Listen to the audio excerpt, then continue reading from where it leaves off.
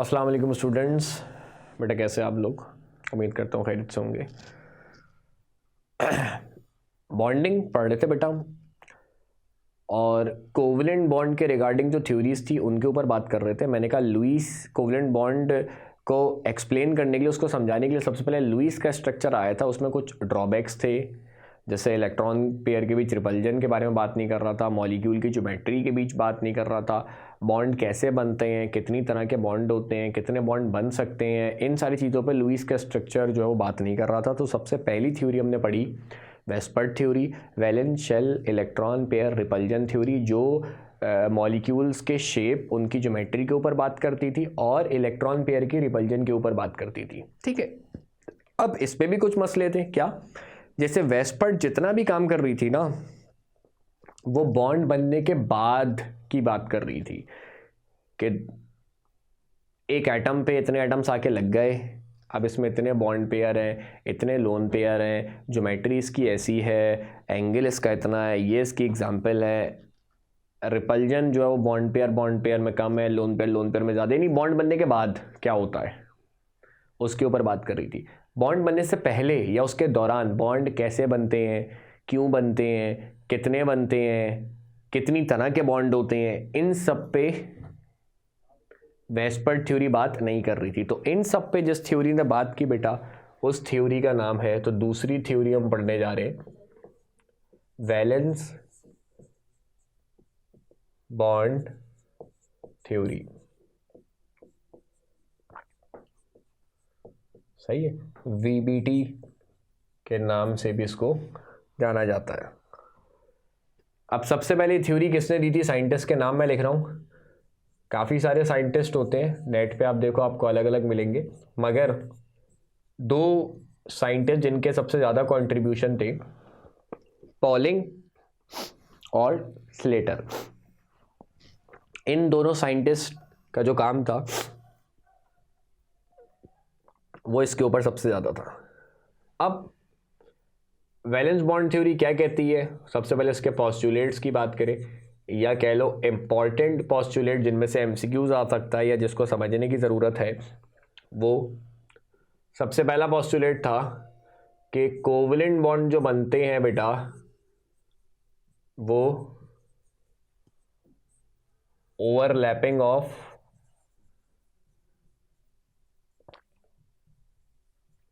Atomic orbital से बनते हैं। सही है, एटॉमिक ऑर्बिटल आपस में ओवरलैप करते हैं तो उससे कोवलेंट बॉन्ड बनता है। एक एटम का एस ऑर्बिटल दूसरे एटम के एस ऑर्बिटल से ओवरलैप करेगा तो कोवलेंट बॉन्ड बनेगा। एक का एस दूसरे के पी से ओवरलैप करेगा, एक का पी दूसरे के पी से ओवरलैप करेगा, तो एटॉमिक ऑर्बिटल्स आपस में ओवरलैप करेंगे अगर, तो कोवलेंट बॉन्ड बनेगा। ठीक है, इसके बाद अगला पॉइंट ये था कि ओनली हाफ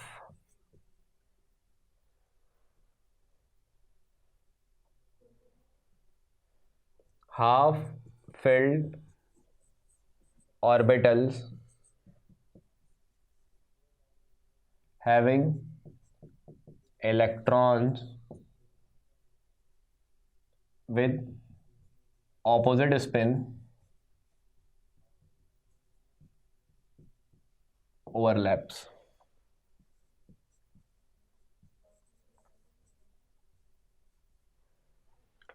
सही है। दूसरा पॉइंट वेस्पर्ट थ्योरी का ये था कि हाफ फिल्ड ऑर्बिटल्स, जैसे एक ऑर्बिटल है, एक और ऑर्बिटल है, ये ही आपस में ओवरलैप अगर कर रहे हैं तो इसमें हाफ फिल्ड ऑर्बिटल, एक ऑर्बिटल की मैक्सिमम कैपेसिटी कितने इलेक्ट्रॉन की? 2। तो हाफ फिल्ड या पार्शियली फिल्ड होगा, एक इलेक्ट्रॉन होंगे दोनों में, तो ये आपस में ओवरलैप करेंगे, और दोनों में इलेक्ट्रॉन की स्पिन क्या होनी चाहिए?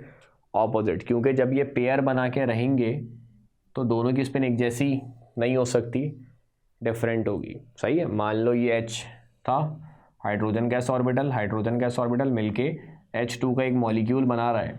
तो देखो बेटा, कोवलेंट बॉन्ड जो बन रहा है H और H के बीच, वो एटॉमिक ऑर्बिटल की ओवरलैपिंग से बन रहा है, और ये जो एटॉमिक ऑर्बिटल आपस में ओवरलैप कर रहे हैं, इनमें इलेक्ट्रॉन हाफ फिल्ड है, पार्शियली फिल्ड है, दो के दो इलेक्ट्रॉन नहीं है, एक इलेक्ट्रॉन है, और दोनों में इलेक्ट्रॉन की स्पिन क्या है, ऑपोजिट है। तो यानी वो ऑर्बिटल आपस में ओवरलैप करते हैं जिनमें इलेक्ट्रॉन पार्शियली फिल्ड हो या हाफ फिल्ड हो और उनमें इलेक्ट्रॉन की स्पिन ऑपोजिट हो, क्योंकि दो सेम स्पिन वाले इलेक्ट्रॉन आपस में ओवरलैप नहीं कर सकते, दोनों की स्पिन ऑपोजिट होनी चाहिए, क्योंकि इनके बीच रिपल्जन भी तो होती है ना। अगली बात, number of covalent bond formed by an atom is equal to its number of unpaired electrons.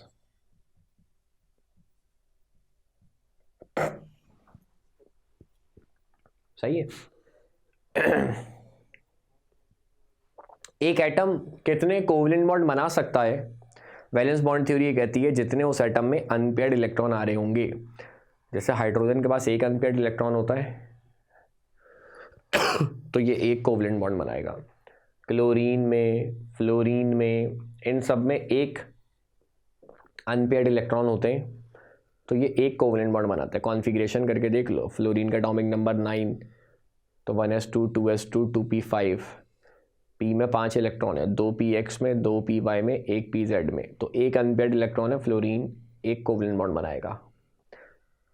इसी तरह ऑक्सीजन में 2 अनपेयर्ड इलेक्ट्रॉन आएंगे, इसकी कॉन्फ़िगरेशन करके भी देख लो। नाइट्रोजन में 3 अनपेयर्ड इलेक्ट्रॉन आएंगे, तो ऑक्सीजन 2 बॉन्ड बनाता है, नाइट्रोजन 3 बॉन्ड बनाता है। सही है। ऑक्सीजन की होगी, ऑक्सीजन का एटॉमिक नंबर 8 होता है, 1s2 2s2 2p4, 2x में, 1y में, 1z में, 2 अनपेयर्ड इलेक्ट्रॉन है, 2 बॉन्ड बनाएगा।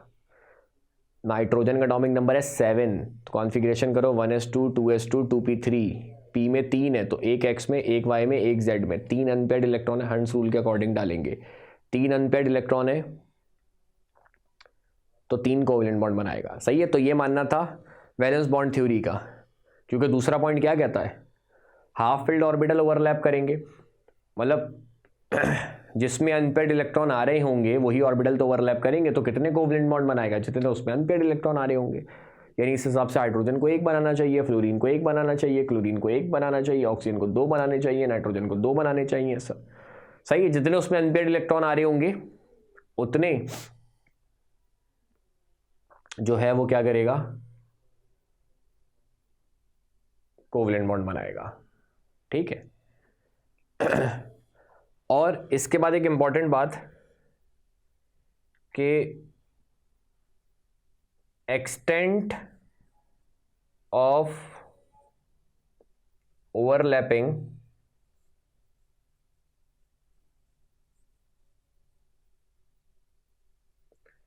डायरेक्टली प्रोपोर्शनल होगी बॉन्ड स्ट्रेंथ के।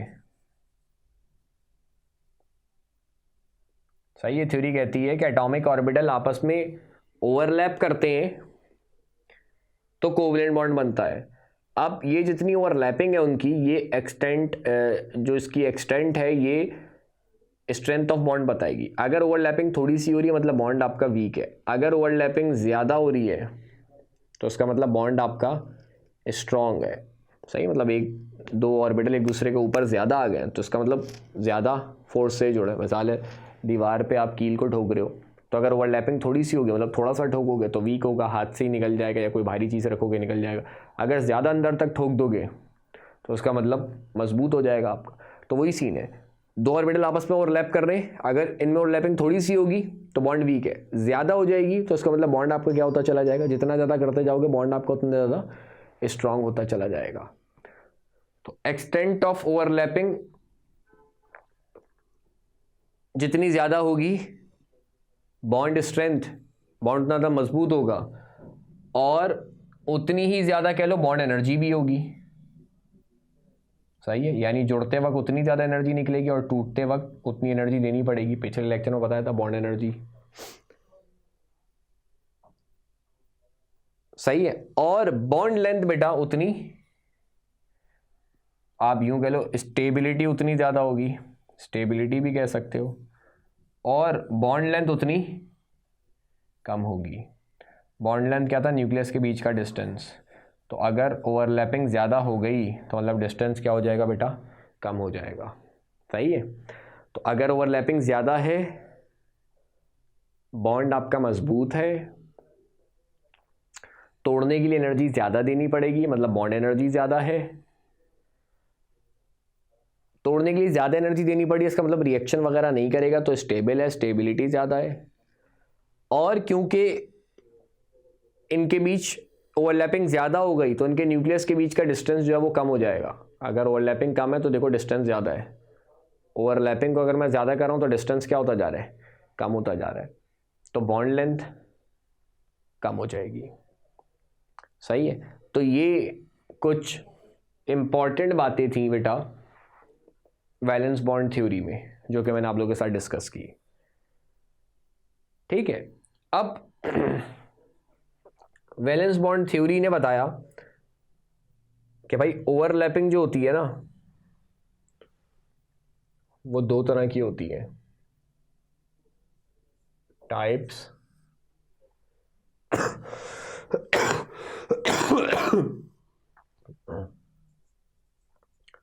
टाइप्स ऑफ ओवरलैपिंग जो होती है आपके पास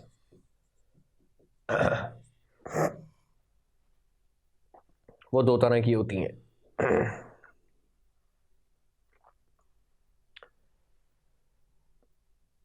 कौन कौन सी होती हैं?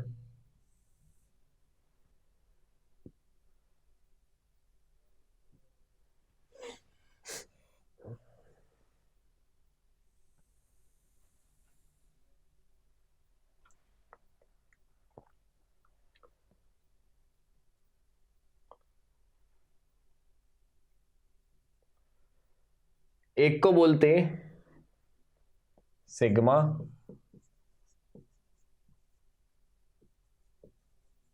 और दूसरे को बोलते पाई। ठीक है। दो ऑर्बिटल आपस में ओवरलैप करेंगे तो उनके बीच जो ओवरलैपिंग है बेटा वो दो तरीके से हो सकती है। सिग्मा, सिग्मा को ऐसे रिप्रेजेंट करते हैं, और पाई, पाई को ऐसे रिप्रेजेंट करते हैं। सही है।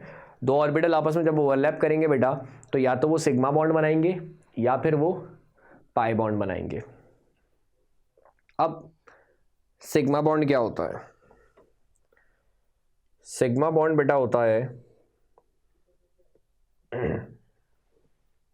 जो हेड टू हेड ओवरलैपिंग से बनता है।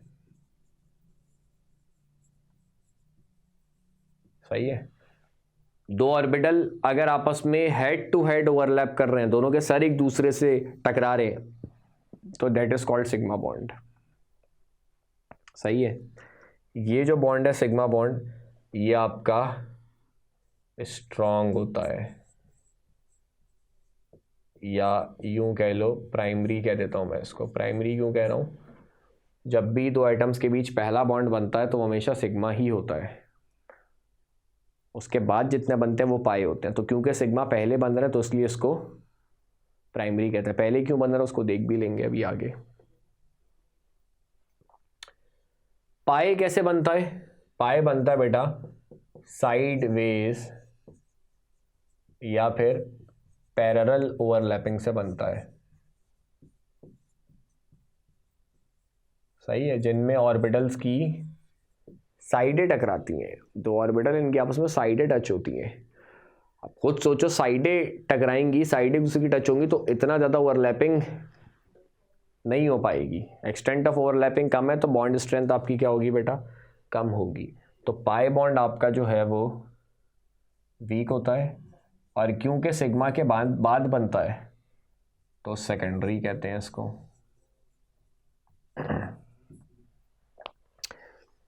कुछ एग्जाम्पल्स की बात करें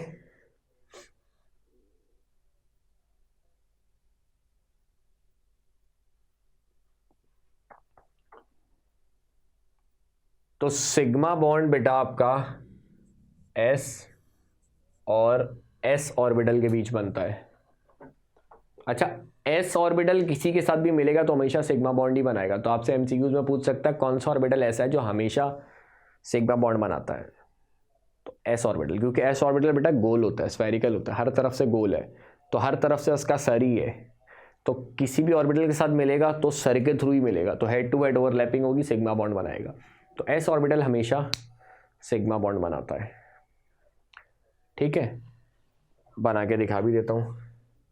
एस ऑर्बिटल गोल और दूसरा एस ऑर्बिटल गोल, तो ये बेटा बीच में हो गई इनके बीच ओवरलैपिंग, तो ये एस एस ओवरलैपिंग हो गई, जिसकी एग्जाम्पल आपके पास हो गई हाइड्रोजन और हाइड्रोजन।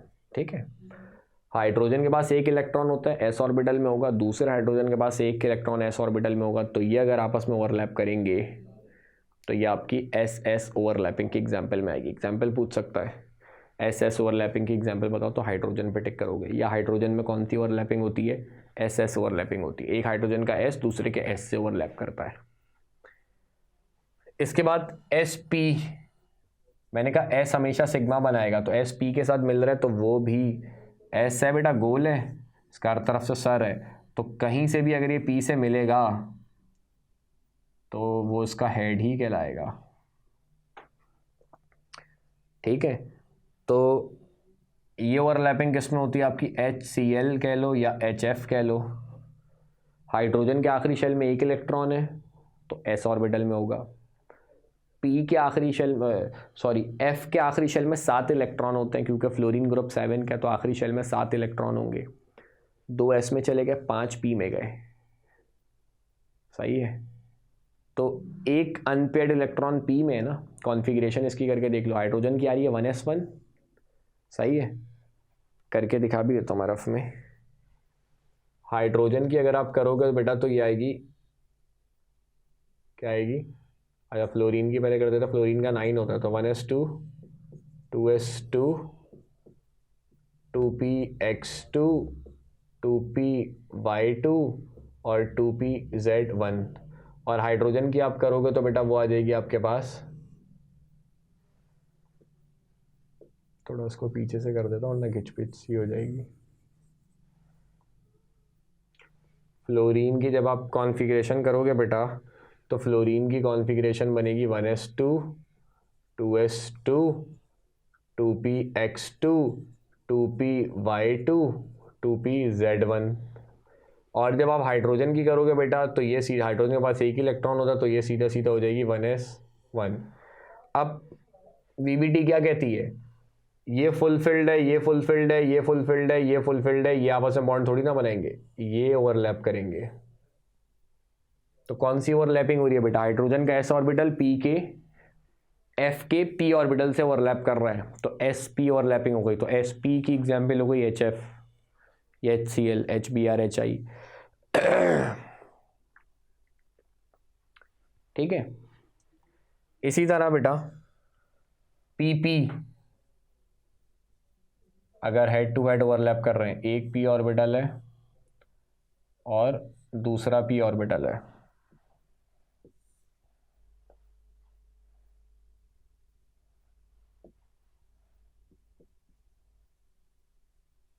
एक पी ऑर्बिटल है और दूसरा पी ऑर्बिटल है, तो इनकी अगर हेड टू हेड ओवरलैपिंग हुई तो ये आपका, अच्छा PP head to head overlapping भी करते हैं और साइड वेज ओवरलैपिंग भी करते हैं। यहाँ सिग्मा की बात करूँ तो मैंने इनके हेड को मिलाया है। इसकी एग्जाम्पल अगर आपसे बोले तो F F या Cl Cl। सही है, जैसे आप देखो भाई, एक फ्लोरीन है, इसकी कॉन्फ़िगरेशन करूँगा तो 1s2 2s2 2px2 2py2 2pz1, और दूसरे फ्लोरीन की कॉन्फ़िगरेशन करूँगा तो सेम होगी। अब सारे पेयर्ड है, अनपेयर्ड कौन है बेटा, pz pz, तो ये आपस में ओवरलैप करेंगे, तो ये एग्जाम्पल हो गई बेटा PP ओवरलैपिंग की। ठीक है, अब एक चीज़ अगर आप देखो, मैंने पीछे पॉइंट में आपको बताया था क्या, कि जितनी ज़्यादा ओवरलैपिंग होगी बॉन्ड उतना स्ट्रांग होगा। तो एस एस, वैसे तो मैंने कहा सिग्मा और प्राइमरी में जाहिर सी बात है सिग्मा में हेड टू हेड ओवरलैपिंग हो रही है तो उसमें ओवरलैपिंग ज़्यादा, वो स्ट्रांग है। पाई में सिर्फ साइडेड टच होंगी, ओवरलैपिंग कम है तो बॉन्ड वीक है। सिग्मा और पाई में तो सिग्मा स्ट्रांग है, पाई वीक है। सिग्मा में एस एस सिग्मा की बात करो, एस पी सिग्मा की बात करो, पी पी सिग्मा की बात करो, एस एस एक दूसरे से ज़्यादा ओवरलैप करेंगे या एस पी या फिर पी पी। तो देखो बेटा आपको डायग्राम से भी नज़र आ रहा होगा, पी पी को मैंने ज़्यादा ओवरलैप करवाया है सही है। एस एस को मैंने सबसे कम ओवरलैप करा है। खुद सोचो, दो गोल चीज़ें एक दूसरे में इतना ज़्यादा ओवरलैप नहीं कर सकती, क्योंकि इसके बाद देखो इनका बेटा ज़्यादा एरिया अंदर की तरफ आने लगेगा। शुरू में तो थोड़ा सा तो मैंने अंदर तक डाल दिया, लेकिन जैसे ही मज़ीद अंदर तक डालने की कोशिश करूँगा, भाई दो बॉलें हैं उनको एक दूसरे में ओवरलैप कराना मुश्किल होगा, नहीं करा सकते। जबकि दो स्ट्रेट चीज़ें हैं तो इसको आसानी से ओवरलैप कर सकते हो। जैसे मिसाल है, मैंने कहा दीवार पे कील ठोक रहा हूँ, तो कील आपको पता बारीक सा पतला सा होता है तो आसानी से ठोक सकता है, आसानी से ओवरलैप कर सकता है। अब अगर सोचो कि मैं बॉल को ठोक रहा हूँ दीवार पे, तो जाहिर सी बात है उसको ठोकना, उसको ओवरलैप कराना मुश्किल होगा। तो जो पतली चीज़ें होंगी जिनका एरिया कम है वो ज़्यादा ओवरलैप करेंगे। तो पी ऑर्बिटल बेटा डंबल की तरह होते हैं तो इनमें ओवरलैपिंग ज़्यादा होगी। तो अगर मैं इन सब में बात करूँ तो ये वाला आपका स्ट्रांग होता है और ये वाला आपका वीक होता है। यानी अगर आपसे एमसीक्यूज में पूछे कौन सा बॉन्ड स्ट्रांग है, s s sigma, s p sigma, p p sigma, p p pi, तो p p sigma is strongest. Weakest बोलता तो p p pi, p p pi को हटा दे तो फिर एस एस सिग्मा। सही है। सिग्मा पाई से कंपेयर करो, सिग्मा स्ट्रांग है, पाई वीक है। सिग्मा में पी पी सिग्मा स्ट्रांग है, एस एस सिग्मा सबसे वीक है। पाई की एग्जाम्पल में अगर हम आए तो पाई की एग्जाम्पल तो बेटा आपकी हो गई।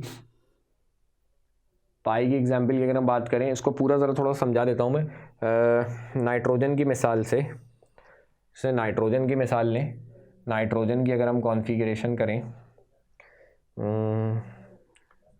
नाइट्रोजन की अगर हम कॉन्फ़िगरेशन करें तो नाइट्रोजन की बनती है बेटा 1s2, 2s2, 2px1, 2py1 और 2pz1। सही। और दूसरा nitrogen 1s2, 2s2, 2px1, 2py1 और 2pz1। अब तीन अनपेयर्ड है तो वीबीटी कहती है कि इनके बीच जो बॉन्ड बनेंगे वो तीन बनेंगे, ये आपस में ओवरलैप करेंगे। अब ये तीन जब ओवरलैप करेंगे ना तो कैसे करेंगे कि पहले कोई से भी जो दो होंगे, जैसे मान लो ये, ज़रूरी नहीं है ये हो, पी जेड भी ले सकते हो आप, पी वाई भी ले सकते हो, ये बनाएंगे सिग्मा, और बाकी जो बेटा आपके दो बचेंगे ये वाले, ये दो बनाएंगे बेटा पाई। जब ही मैंने लिखा है कि ये प्राइमरी होता है वो सेकेंडरी होता है। पहले पी एक्स मिल गए तो वो हेड टू हेड ओवरलैपिंग से मिलेंगे, सिग्मा बॉन्ड बनाएंगे, उसके बाद जो बचेंगे वो आपस में पाई बॉन्ड बनाएंगे। कैसे बना के दिखा भी देता हूं मैं इसको, ज़रा थोड़ा आप लोगों को देखो। पी एक्स, पी वाई और पी जेड, सही है, एक नाइट्रोजन का। इसी तरह दूसरा नाइट्रोजन का पी एक्स, पी वाई और पी जेड। अब अगर आप इस पर गौर करो तो ये बेटा हुई है हेड टू हेड ओवरलैपिंग, ऐसा ही है, ये आपकी हुई है जिसको मैं ब्लैक कर रहा हूं, ये आपकी हुई है, ब्लैक से शायद नजर नहीं आ रहा, ब्लू कर देता हूं, ये हुई है आपकी हेड टू हेड ओवरलैपिंग। सही है। तो ये तो बन गया आपका सिग्मा, सही है, ये बन गया आपका सिग्मा। और थोड़ा इसको बड़ा करके मजीद बनाते हैं।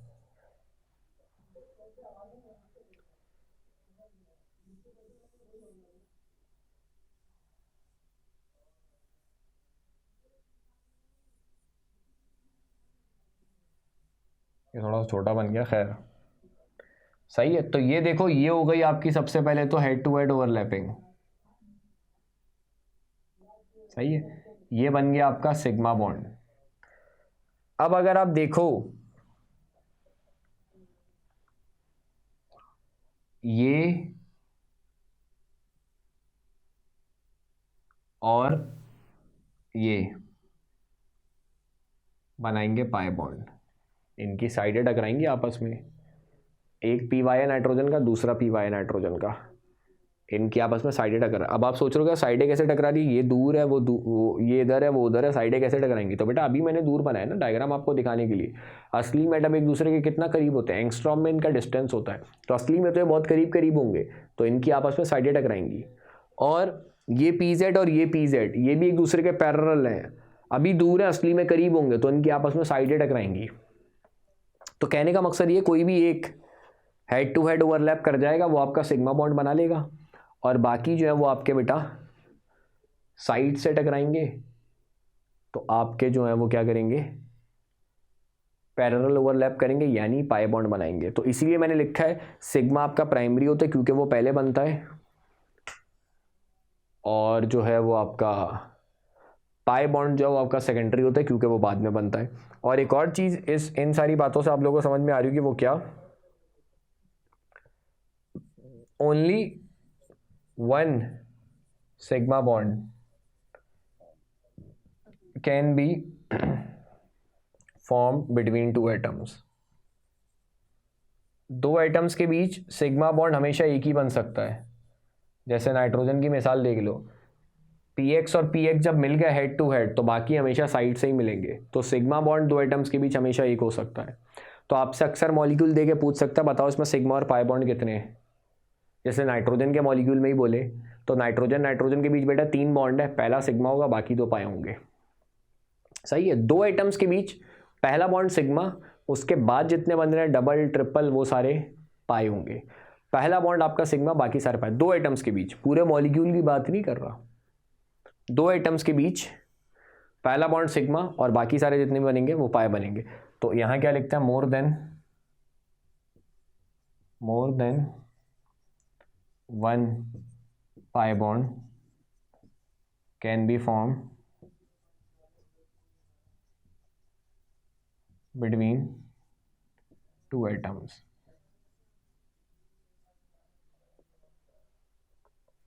जैसे नाइट्रोजन में देख लो 2 बन रहे हैं, और प्राइमरी तो लिख ही दी है, यानी पहला जो बनेगा वो सिग्मा होगा, उसके बाद जो बनेंगे वो पाई होंगे। तो प्राइमरी और सेकेंडरी से ही बात आप लोगों को समझ में आ ही रही होगी।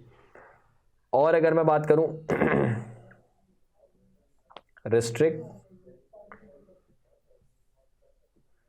Do not restrict rotation of molecule,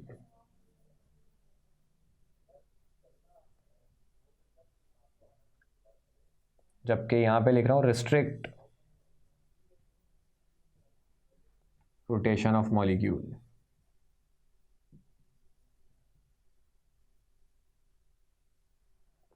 सही है, सिग्मा बॉन्ड जो है ना बेटा, वो रोटेशन को रिस्ट्रिक्ट नहीं करता, जबकि पाई बॉन्ड करता है। क्या मतलब हो इस बात का? इस बात का मतलब ये हो, देखो बेटा, सिग्मा बॉन्ड पहला होता है यानी सिंगल, ये सिग्मा है। अब इसके बनने से देखो रोटेशन पे फर्क नहीं पड़ेगा, मैं अगर एक हाथ को फिक्स करूं, दूसरे को मूव करूं, तो फ्रीली मूव कर रहा हूं, कुछ फर्क इस बॉन्ड पे नहीं पड़ रहा। लेकिन अगर मैं बना दूं इसके बीच डबल बॉन्ड यानी पाई बॉन्ड, अब देखो, अब क्या मैं इस हैंड को रोटेट कर सकता हूं? कर रहा हूं, तो देखो बेटा डबल बॉन्ड पे फर्क पड़ा है, डबल बॉन्ड अजीब सा हो रहा है, डबल बॉन्ड टूट रहा है ना। और खुद सोचो, एक कील ठोकूं लकड़ी के बीच में और उसको घुमाऊं तो घूम जाएगा, दूसरा ठोक दूं तो फिर घुमाना मुश्किल हो जाएगा, फिर नहीं घूम पाएगा।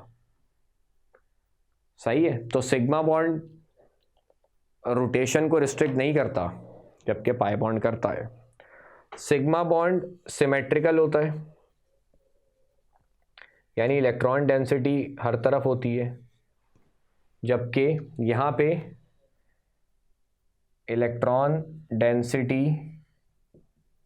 Is maximum above and below the axis।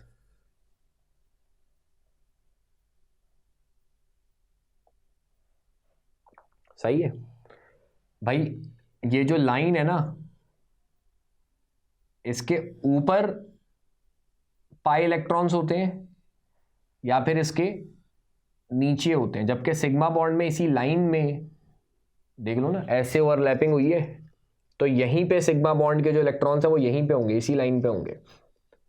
जबकि पाई बॉन्ड में देखो, या तो इसके ऊपर बन रहा है या फिर इसके नीचे से बन रहा है, ऊपर से साइडें टकराएंगी या नीचे से टकराएंगी।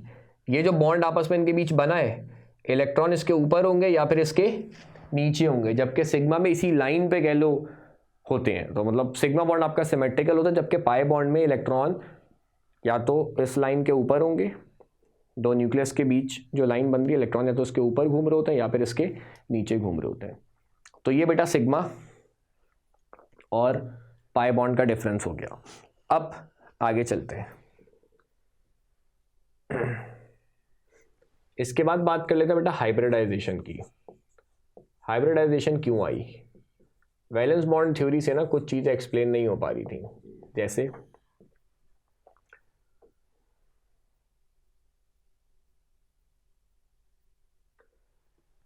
it does not explain tetravalency of carbon.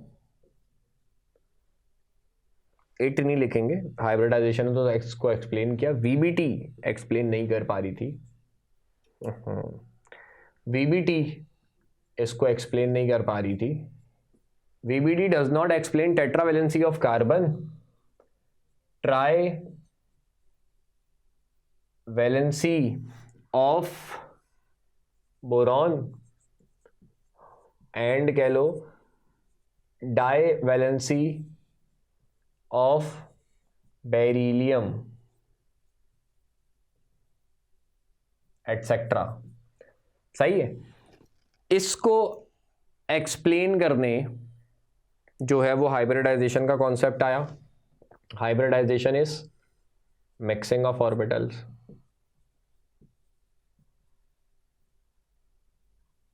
सही है, mixing of atomic orbitals, overlapping नहीं, मिक्स कर दो, मिला दो।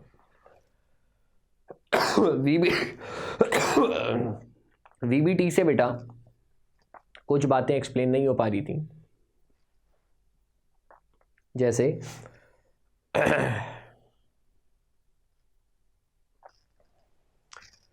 कार्बन की टेट्रावैलेंसी, बोरॉन की ट्राइवैलेंसी और बेरिलियम की डाइवैलेंसी। कैसे? देखो बेटा, अगर हम बात करें कार्बन की, कार्बन का एटॉमिक नंबर होता है 6, इसकी कॉन्फ़िगरेशन होगी बेटा 1s2 2s2 2px1 2py1। ठीक है, अब आखिरी शेल इसका सेकंड है, तो इस s का एक ऑर्बिटल बनता है, 2 इलेक्ट्रॉन है, p के 3 बनते हैं, x y और z, x और y में 1 इलेक्ट्रॉन है, z खाली है। अब अगर बेटा मैं बात करूं इसकी वैलेंसी की, तो कार्बन की वैलेंसी कितनी होगी? नंबर ऑफ अनपेयर्ड इलेक्ट्रॉन कितने? 2, यानी कार्बन वीबीटी के हिसाब से कितने बॉन्ड बनाने चाहिए? 2। तीसरा पॉइंट मेरे ख्याल में तीसरे नंबर पे जो मैंने लिखा था, number of covalent bond form by an atom is equal to number of unpaired electron. जितने अनपेयर्ड इलेक्ट्रॉन उस एटम में आएंगे वही उसकी वैलेंसी होगी, उतने ही वो बॉन्ड बनाएगा। यही बताया था। हाइड्रोजन में 1 अनपेयर्ड इलेक्ट्रॉन है, फ्लोरीन में क्लोरीन में 1 अनपेयर्ड इलेक्ट्रॉन है, 1 बॉन्ड बनाते हैं। ऑक्सीजन में नाइट्रोजन में 2 और 3 अनपेयर्ड इलेक्ट्रॉन है, तो 2 और 3 बॉन्ड ये बनाते हैं। तो यहां तक तो सही था, मगर कार्बन के पास कितने अनपेयर्ड इलेक्ट्रॉन आ रहे हैं बेटा? 2। और कार्बन बॉन्ड कितने बनाता है? पूरी ऑर्गेनिक केमिस्ट्री में आप पढ़ते हो 4 बॉन्ड बनाता है। मीथेन की मिसाल ले लो, 1 कार्बन के अराउंड 4 कार्बन लगे। तो ये बात वीबीटी से पल्ले नहीं पड़ रही थी, क्योंकि वीबीटी ने कहा था उतने ही बॉन्ड बनेंगे जितने अनपेयर्ड इलेक्ट्रॉन होंगे। अनपेयर्ड इलेक्ट्रॉन 2 है, वैलेंसी 2 है, तो बॉन्ड भी 2 बनने चाहिए, मगर कार्बन 4 बॉन्ड बनाता है। इसी तरह बेटा अगर हम बात करें बोरॉन की, बोरॉन का एटॉमिक नंबर होता है 5, तो बोरॉन की कॉन्फ़िगरेशन हो जाएगी बेटा 1s2 2s2 और 2px1, ठीक है। अब s का बनता है एक ऑर्बिटल, इसमें 2 इलेक्ट्रॉन है, p के बनते हैं 3 ऑर्बिटल, 1 इलेक्ट्रॉन है, बाकी सब खाली हैं। यानी बोरॉन की वैलेंसी कितनी होती है, नंबर ऑफ अनपेयर्ड इलेक्ट्रॉन कितने, 1। तो बोरॉन को एक बॉन्ड बनाना चाहिए, जबकि आप पढ़ते हो कि BF3 में बोरॉन 3 फ्लोरीन के साथ बॉन्ड बनाता है। तो ये बात भी VBT से पल्ले नहीं पड़ रही थी। इसी तरह बेटा बेरिलियम की अगर बात करें, बेरिलियम का एटॉमिक नंबर होता है 4, इसकी कॉन्फ़िगरेशन होगी 1s2 2s2 2p0, p में इलेक्ट्रॉन नहीं है तो 0।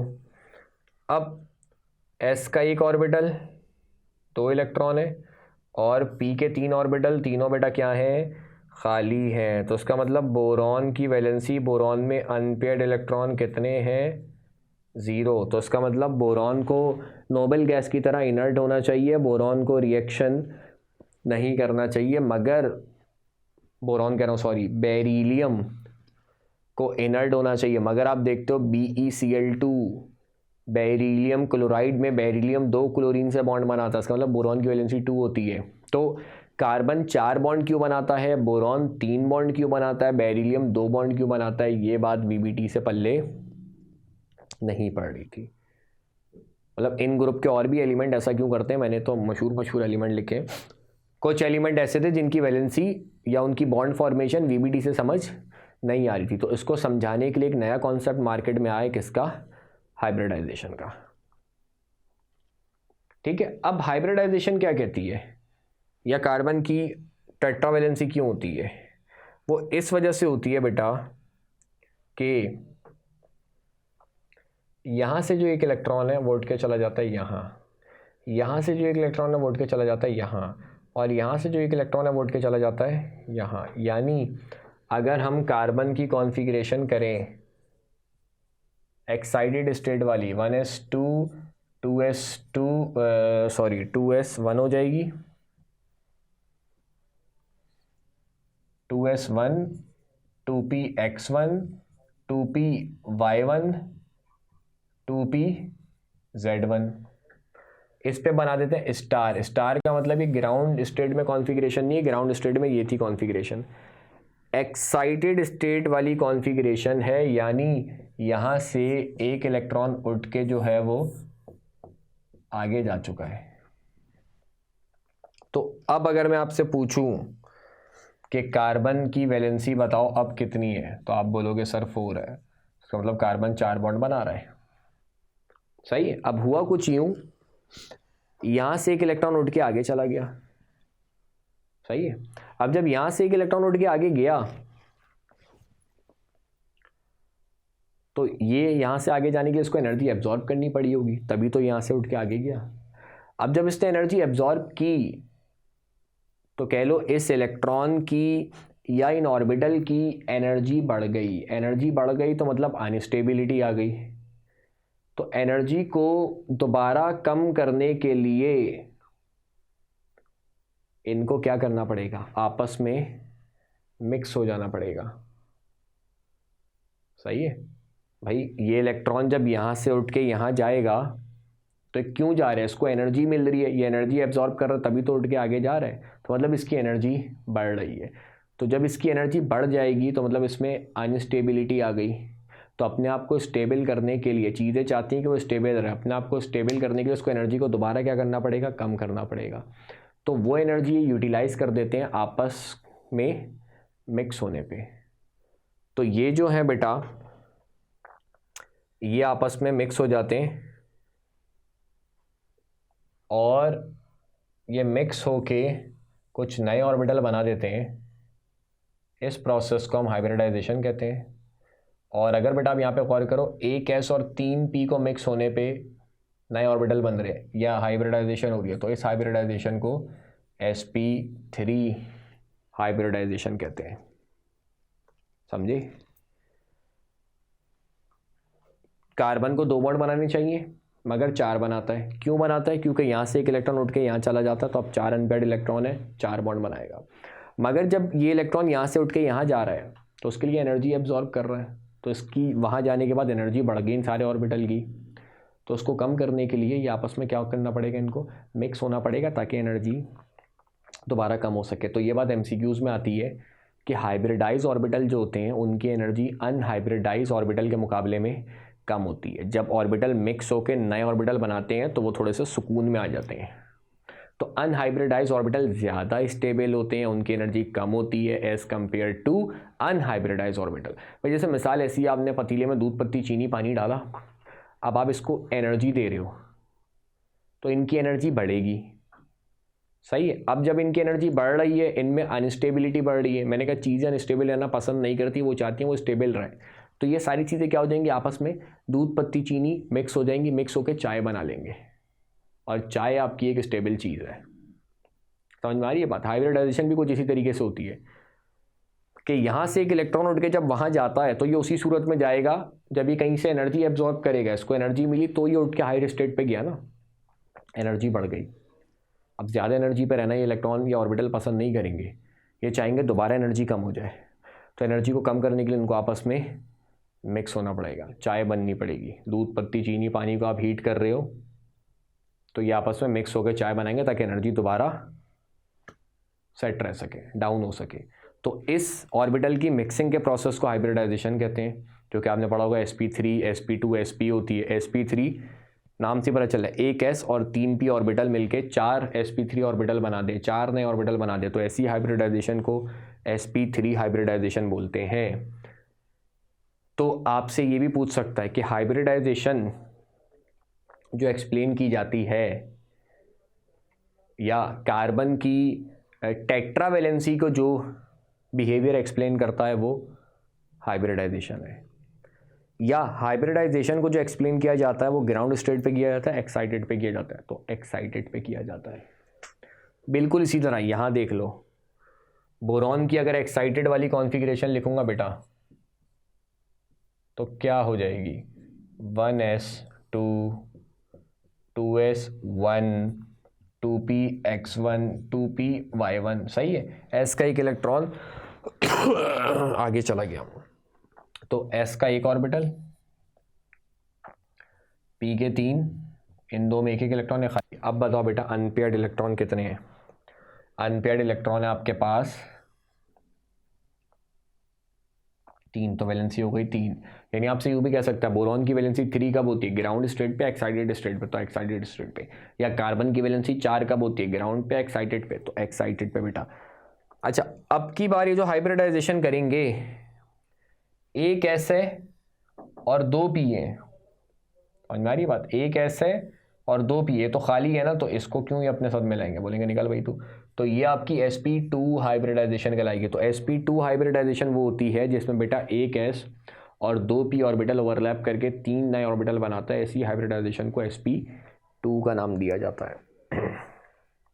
और बेरिलियम की एक्साइटेड स्टेट पे क्या होगी बेटा कॉन्फ़िगरेशन, 1s2 2s1 और 2px1। s का एक इलेक्ट्रॉन चला गया बेटा कहाँ पे, p में, तो s का एक ऑर्बिटल, p के 3 इलेक्ट्रॉन सिर्फ किस में, x में। यानी बेरिलियम की वैलेंसी मैं बोलूँ एक्साइटेड स्टेट में कितनी होगी, तो आप बोलोगे बेटा 2। अब ये जो हाइब्रिडाइजेशन होगी बेटा दैट इज कॉल्ड, एक s और एक p ओवरलैप कर रहे हैं, तो that is called sp hybridisation. ठीक है, तो कुछ बातें VBT से समझ में नहीं आ पा रही थी। कार्बन की टेट्रावेलेंसी, बोरॉन की ट्राइवेलेंसी और बेरिलियम की डाइवेलेंसी, तो इसको एक्सप्लेन करने हाइब्रिडाइजेशन का कॉन्सेप्ट मार्केट में आया। ठीक है, तो ये था बेटा VBT और हाइब्रिडाइजेशन का टॉपिक जो हमने इस लेक्चर में, इस वीडियो में डिस्कस किया। नेक्स्ट लेक्चर में मॉलिक्यूलर ऑर्बिटल थ्योरी को डिस्कस करेंगे और फिर हमारे चैप्टर कंप्लीट हो जाएगा। तो फिलहाल इस लेक्चर को, इस वीडियो को यहीं पे एंड करते हैं। अगले लेक्चर में मुलाकात होगी। अपना ख्याल रखना। अल्लाह हाफ़िज़।